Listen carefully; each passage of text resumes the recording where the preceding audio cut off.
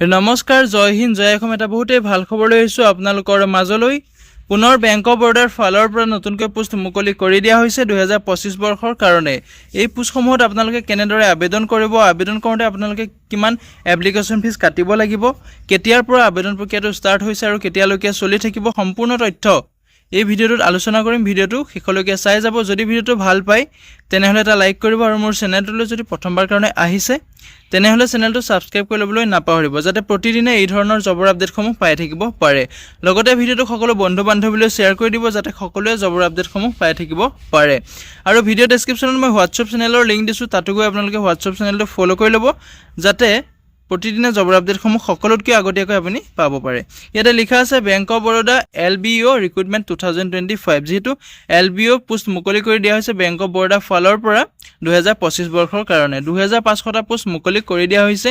এই পোষ্টসমূহত আপোনালোকে অনলাইন মাধ্যমেৰে আবেদন কৰিব পাৰিব।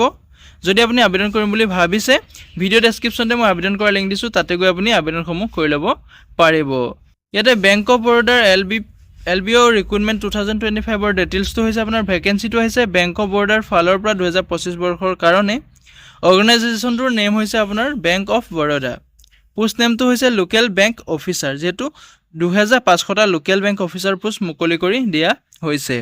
ইয়াতে টোটেল পোষ্ট আপোনালোকে গম পাইছে 2500টা পোষ্ট মুকলি হৈছে। এপ্লাই মোডটো আপোনালোকে এই পোষ্টসমূহত অনলাইন মাধ্যমেৰে এপ্লাই কৰিব পাৰিব। এপ্লাই ডেটটো হৈছে আপোনাৰ 4 জুলাই তাৰিখৰ পৰা আৰম্ভ হৈছে আৰু 24 জুলাই তাৰিখলৈকে আবেদন প্ৰক্ৰিয়াটো চলি থাকিব। যদি আপুনি ইণ্টাৰেষ্টেড হয়, এলিজিবল হয়, আবেদনসমূহ কৰি ল'ব পাৰিব। যিহেতু আপোনালোকৰ কাৰণে এটা বহুতেই ভাল সুবিধা আহিছে, সুযোগ আহিছে, এই সুবিধা সুযোগটো নেহেৰুৱাব। যদি আবেদন কৰিম বুলি ভাবিছে আবেদনসমূহ কৰি ল'ব পাৰিব। Who can apply? All India male female কেণ্ডিডেটে এই পোষ্টসমূহত আবেদন কৰিব পাৰিব। ভাৰতৰ সকলো পুৰুষ মহিলা এই পোষ্টসমূহত আবেদন কৰিব পাৰিব। যদিহে আপুনি এলিজিবল হয়, ইণ্টাৰেষ্টেড হয়, তেনেহ'লে আবেদনসমূহ কৰি ল'ব পাৰিব। ইয়াতে bank of Baroda LBO recruitment 2025 salary. ইয়াতে যিহেতু দৰমহা ডিটেইলছটো দিয়া আছে আপোনাৰ মন্থলি আপোনাৰ 21,000 পৰা 48,400 টকালৈকে আপোনাৰ চেলাৰীসমূহ দিব। যিহেতু এটা বহুতেই ভাল কথা, আপোনাৰ 21,000 পৰা 48,480 টকালৈকে আপোনাৰ দৰমহাসমূহ হ'ব। এইটো থাৰ্ড গ্ৰেডৰ পোষ্ট হয়। যদি আপুনি এপ্লাই কৰিম বুলি ভাবিছে, অফিচাৰ পোষ্ট থাৰ্ড গ্ৰেডৰ পোষ্ট হয়, এপ্লাইসমূহ কৰি ল'ব পাৰিব। ইয়াতে বেংক অফ বৰোদাৰ ফালৰ পৰা যিসমূহ পোষ্ট মুকলি হৈছে সেই পোষ্টসমূহত আপোনাৰ এপ্লাই কৰিবলৈ এটা বয়সৰ সময়সীমা দিয়া আছে। ইয়াতে মিনিমাম এজটো আপোনাৰ 21 বছৰ পৰা এই পোষ্টসমূহত আবেদন কৰিব পাৰিব। মেক্সিমাম আপোনাৰ এইটো 30 বছৰলৈকে আবেদন কৰিব পাৰিব। লগতে আপোনাৰ এজ ইলেকশ্যনটো দিয়া থাকিব ৰিজাৰ্ভ কেণ্ডিডেটৰ কাৰণে। যিসকল SC কেণ্ডিডেট হয় তেওঁলোকক 5 বছৰকৈ এজ ইলেকশ্যন দিয়া থাকিব। ST সকলকো 5 বছৰকৈ এজ ইলেকশ্যন দিয়া থাকিব। OBC সকলক 3 বছৰকৈ এজ ইলেকশ্যন দিয়া থাকিব।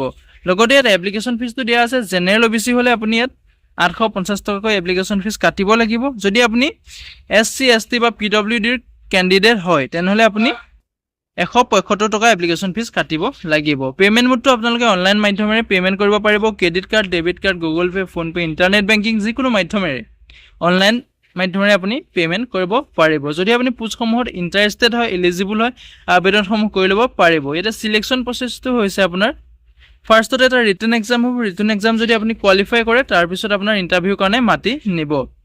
ইয়াতে এডুকেশ্যন কোৱালিফিকেশ্যন আপুনি এনি গ্ৰেজুৱেট, যদি আপুনি যিকোনো ডিপাৰ্টমেণ্টৰ পৰা গ্ৰেজুৱেশ্যন কমপ্লিট কৰি থৈছে তেতিয়া আপুনি এই পোষ্টসমূহত আবেদন কৰিব পাৰিব। BA BSc BComত যদি আপুনি কমপ্লিট কৰি থৈছে স্নাতক ডিগ্ৰীৰ, তেতিয়া আপুনি পোষ্টসমূহত আবেদন কৰিব পাৰিব। ইয়াতে ইম্পৰ্টেণ্ট ডকুমেণ্ট, আপোনাৰ কি কি ডকুমেণ্ট লাগিব আবেদন কৰিবলৈ, ইয়াতে পাছপৰ্ট চাইজ ফটোগ্ৰাফ লাগিব, ছিগনেচাৰ লাগিব, আধাৰ কাৰ্ড লাগিব, এডুকেশ্যন চাৰ্টিফিকেট লাগিব, কাষ্ট চাৰ্টিফিকেট লাগিব, লগতে আপোনাৰ এটা বয়সৰ প্ৰমাণপত্ৰ লাগিব, যিটো আপুনি আধাৰ কাৰ্ড বা মেট্ৰিকৰ এডমিট কাৰ্ডটো দি আপুনি বয়সৰ প্ৰমাণপত্ৰ দিব পাৰে। যদি আপুনি পোষ্টসমূহত আবেদন কৰিম বুলি ভাবিছে, ভিডিঅ'টোৰ ডেছক্ৰিপশ্যনতে মই আবেদন কৰাৰ লিংক দিছোঁ, অফিচিয়েল ৱেবছাইটৰ লিংক দিছোঁ আৰু ন'টিফিকেশ্যনৰ লিংক দিছোঁ। সকলো চেক আউট কৰি লৈ নিজে আবেদনসমূহ কৰি ল'ব পাৰিব। লগতে ভিডিঅ' ডেছক্ৰিপশ্যনত মই হোৱাটছআপ চেনেলৰ লিংক দিয়া আছে, তাতো গৈ আপোনালোকে হোৱাটছআপ চেনেলটো ফ'ল' কৰি ল'ব, যাতে প্ৰতিদিনে এই ধৰণৰ জবৰ আপডেটসমূহ পাই থাকিব পাৰে।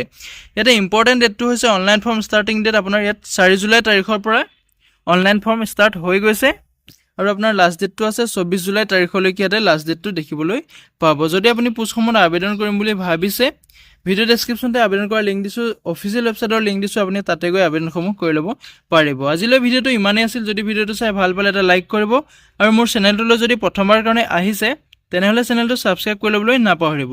জয় হিন্দ, জয় অসম।